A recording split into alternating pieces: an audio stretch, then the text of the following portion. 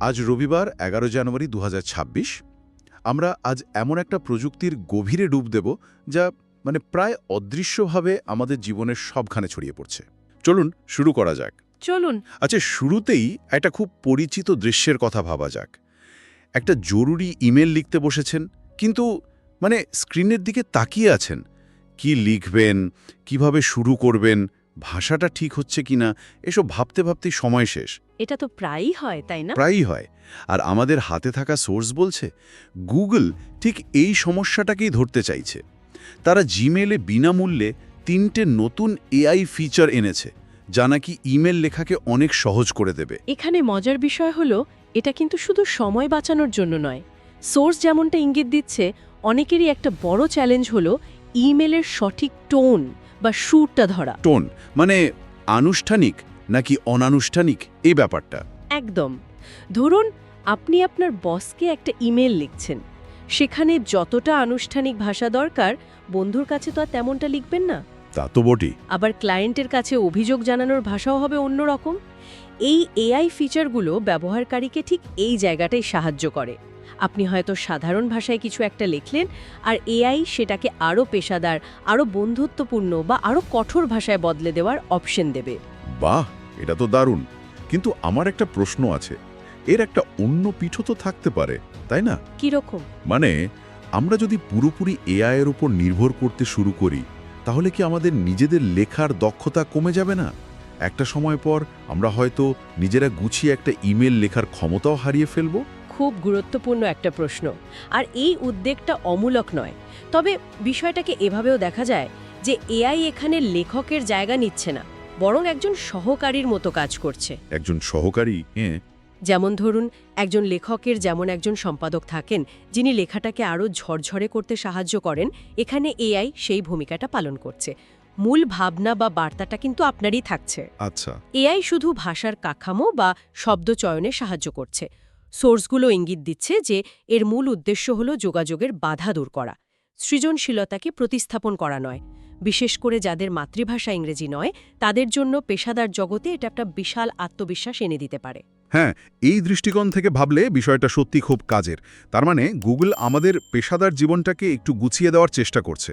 কিন্তু এআই তো শুধু কাজের জগতেই থেমে নেই। না, একেবারেই না। এবার একটু ব্যক্তিগত যোগাযোগের দিকে যাওয়া যাক। এখানে বিষয়টা আরও আকর্ষণীয় হয়ে উঠছে। হোয়াটসঅ্যাপের কথাই ধরা যাক।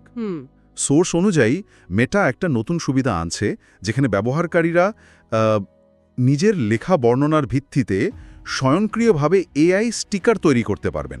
ঠিক। আর এটা কিন্তু যোগাযোগের ধরনটাই বদলে দিতে পারে। ভাবুন একবার, আপনি বন্ধুর সাথে চ্যাট করছেন, আর কোনো একটা মুহূর্তে আপনার মনের ভাব প্রকাশ করার জন্য কোনো শব্দ বা ইমোজি যথেষ্ট মনে হচ্ছে না। হ্যাঁ, এরকম তো হয়ই। আপনি শুধু কয়েকটা শব্দে সেটা লিখে দিলেন, যেমন একটা বিড়াল ছাতা মাথায় দিয়ে বৃষ্টিতে হাঁটছে, আর সঙ্গে সঙ্গে সেই অনুযায়ী একটা ইউনিক স্টিকার তৈরি হয়ে গেল। দারুণ তো। আমি তো সেদিন চেষ্টা করছিলাম অফিসের চাপে ক্লান্ত হয়ে কফিতে চুমুক দেওয়া একটা পেঙ্গুইন লিখে স্টিকার বানাতে, আর যা এলো তা দেখে হাসতে হাসতে শেষ। মাঝে মাঝে ফলাফলটা একদম নিখুঁত হয় না, কিন্তু এই অপ্রত্যাশিত ব্যাপারটাই বেশ মজার। এর মূল উদ্দেশ্য তাহলে চ্যাটিংকে আরও মজাদার করে তোলা। একদম। যেমনটা সোর্সে বলা হয়েছে, চ্যাটিংকে আরও মজাদার এবং ব্যক্তিগত করে তোলা। তার মানে একদিকে গুগল আমাদের পেশাদার সত্তাকে নিখুঁত করছে, অন্যদিকে মেটা আমাদের ব্যক্তিগত সত্তাকে আরও বেশি প্রকাশ করার সুযোগ দিচ্ছে। দুটো সম্পূর্ণ ভিন্ন জগৎ, কিন্তু চালিকা শক্তি একই, এআই। যদি আমরা এটিকে একটি বৃহত্তর চিত্রের সাথে সংযুক্ত করি, তাহলে একটা খুব ইন্টারেস্টিং প্যাটার্ন দেখা যায়। কীরকম? এআই দুটো ভিন্ন পথে আমাদের জীবনে ঢুকছে। একটি হলো উৎপাদনশীলতা বা প্রোডাক্টিভিটি, যেমন জিমেইলে, আর অন্যটি হলো ব্যক্তিগত অভিব্যক্তি বা পার্সোনাল এক্সপ্রেশন, যেমন হোয়াটসঅ্যাপে। কিন্তু লক্ষ্য করার মতো বিষয় হলো, এই দুটো পথ আসলে একই দিকে যাচ্ছে। একই দিকে কিভাবে? দুটো ক্ষেত্রেই এআই আমাদের ডিজিটাল পরিচয়ের একজন অদৃশ্য কিউরেটর হয়ে উঠছে। কাজের জায়গায় আমাদের কেমন দেখতে লাগবে, আর বন্ধুদের আড্ডায় আমাদের কতটা রসিক মনে হবে, এই দুটোই এখন এআই কিছুটা হলেও নিয়ন্ত্রণ করছে।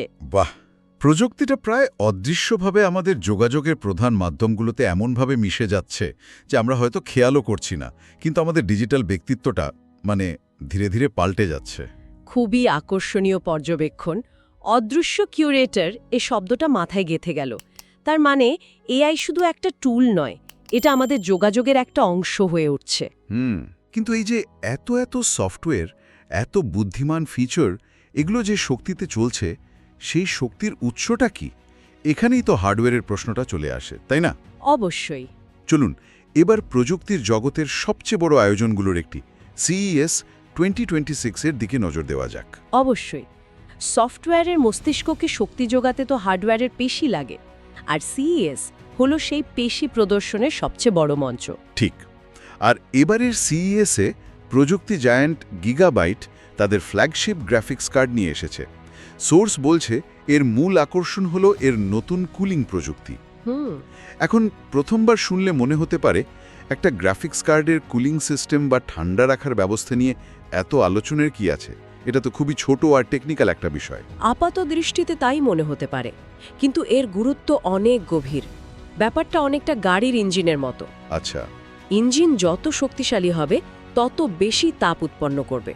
সেই তাপ যদি বের করে দেওয়া না যায় তাহলে ইঞ্জিন তো পুড়েই যাবে। ঠিক। গ্রাফিক্স কার্ডের ক্ষেত্রেও তাই।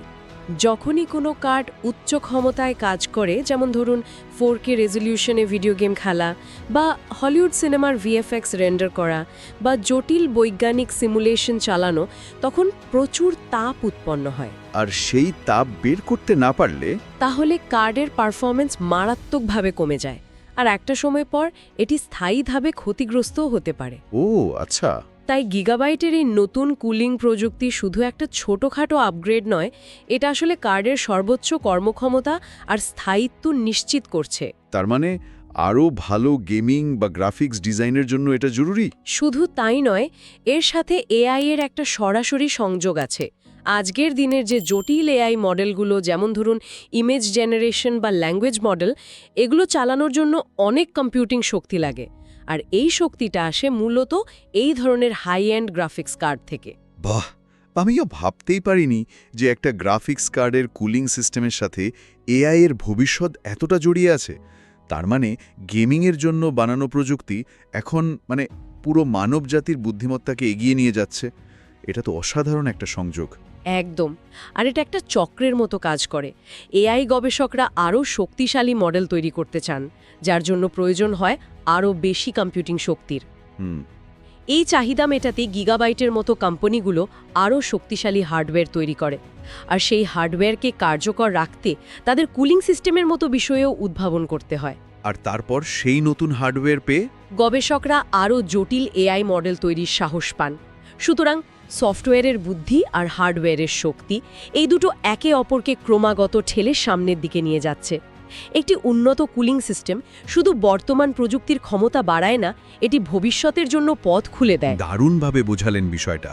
তার মানে সফটওয়্যারের দুনিয়ায় আমরা যে ম্যাজিকগুলো দেখছি তার পেছনের কারিগর হলো এই শক্তিশালী হার্ডওয়্যার। ঠিক। আচ্ছা, আমরা এতক্ষণ এআই এর সুবিধা এবং এর পেছনের প্রযুক্তি নিয়ে কথা বললাম, কিন্তু এই অবিশ্বাস্য শক্তির একটা অন্ধকার দিকও তো আছে। আছেই তো। আর সেখানেই আমরা আমাদের আলোচনার শেষ এবং সবচেয়ে জটিল অংশে প্রবেশ করছি। সামাজিক যোগাযোগ মাধ্যম এক্সের এআই চ্যাটবট গ্রোক কে ঘিরে একটি বড় বিতর্ক তৈরি হয়েছে। সোর্স এটিকে বর্ণনা করছে নিরাপত্তা বনাম স্বাধীনতার লড়াই হিসাবে। হ্যাঁ, আর এই বিতর্কটা শুধু গ্রোককে নিয়ে নয়, এটা আসলে ভবিষ্যতের সমস্ত শক্তিশালী এআই এর জন্য একটা রোডম্যাপ তৈরির বিতর্ক। প্রযুক্তি যত শক্তিশালী হয়, তার দায়িত্বশীল ব্যবহার নিয়ে প্রশ্ন তত জোরালো হয়। সোর্স যেমন উল্লেখ করেছে, কৃত্রিম বুদ্ধিমত্তা প্রযুক্তি যত দ্রুত এগোচ্ছে ততই সামনে আসছে এর অপব্যবহারের ভয়াবহ দিক। গ্রোকের ক্ষেত্রেও ঠিক তাই হয়েছে। একদিকে এর অমোঘ ক্ষমতা, অন্যদিকে এর সম্ভাব্য অপব্যবহারের ভয়। এই বিতর্কের দুটো দিক ঠিক কি কি? সোর্সগুলোতে নিশ্চয়ই দুই পক্ষের যুক্তি তুলে ধরা হয়েছে। অবশ্যই। চলুন বিতর্কের দুটো দিকই নিরপেক্ষভাবে দেখা যাক। প্রথমত, নিরাপত্তা দৃষ্টিকোণ।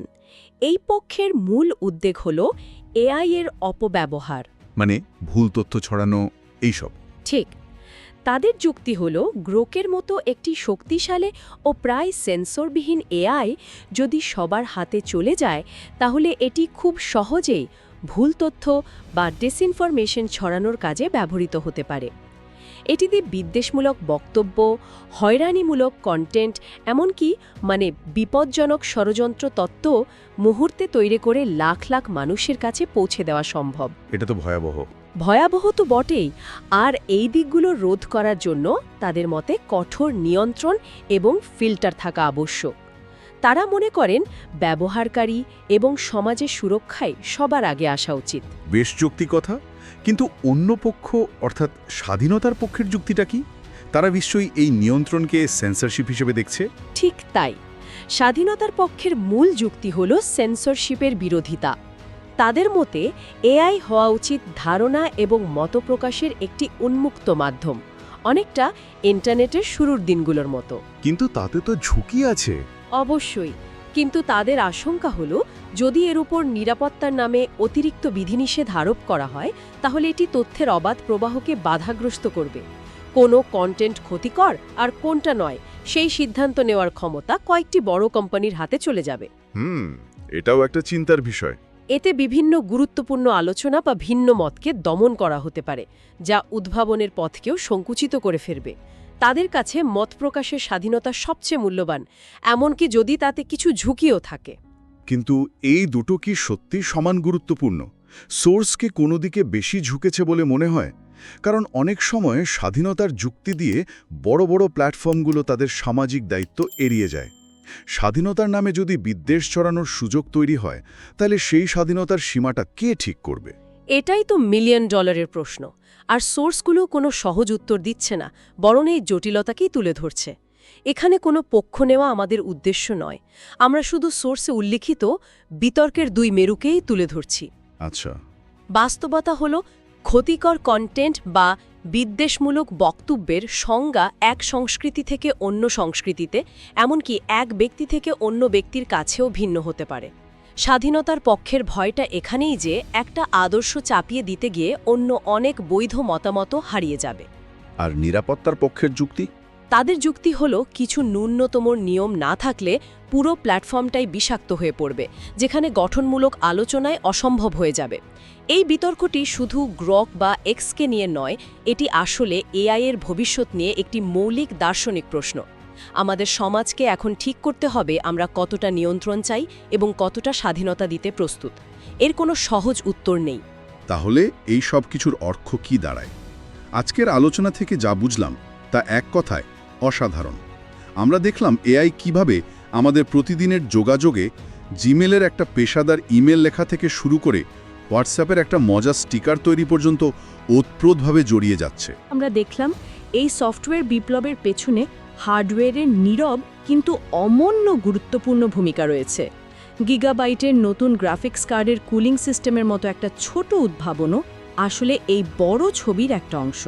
এবং সবশেষে আমরা গ্রোকে ঘিরে তৈরি হওয়া বিতর্কের মাধ্যমে দেখলাম যে এই প্রযুক্তি আমাদের সামনে কিছু গভীর সামাজিক এবং নৈতিক প্রশ্নও ছুড়ে দিচ্ছে, যার উত্তর আমাদেরকেই খুঁজে বের করতে হবে। এই সমস্ত খবরের মধ্যে একটি সাধারণ সূত্র রয়েছে, আর তা হল এআই প্রযুক্তির অবিশ্বাস্য দ্রুত অগ্রগতি। এটা এখন আর কোনো পরীক্ষামূলক প্রযুক্তি নয়, এটা আমাদের জীবনের অংশ। একদিকে যেমন এটি আমাদের দৈনন্দিন কাজকে সহজ করছে, তেমনি অন্যদিকে এটি প্রযুক্তির একেবারে অগ্রভাগে থেকে পুরো ইন্ডাস্ট্রিকে চালিত করছে। গ্রোককে ঘিরে যে বিতর্ক, তা শুধু একটি চ্যাটবট নিয়ে নয়, এটি আসলে ভবিষ্যতের একটি ঝলক। একটি শক্তিশালী এআই আমাদের সমাজে কী ভূমিকা পালন করবে? সে কি একজন সহচারী হবে, একজন বিনোদনদাতা হবে, নাকি মতাদর্শের লড়াইয়ের হাতিয়ার হবে? সেই আলোচনা এখন থেকেই শুরু করাটা অত্যন্ত প্রয়োজন। ঠিক। আর এই আলোচনা শেষ করার আগে শ্রোতাদের জন্য একটি ভাবনার খোরাক রেখে যেতে চাই। আমাদের সোর্সগুলো দেখাচ্ছে যে এআই এখন আমাদের কাজ এবং বিনোদন উভয় ক্ষেত্রেই একজন সহায়ক হিসেবে আবির্ভূত হয়েছে।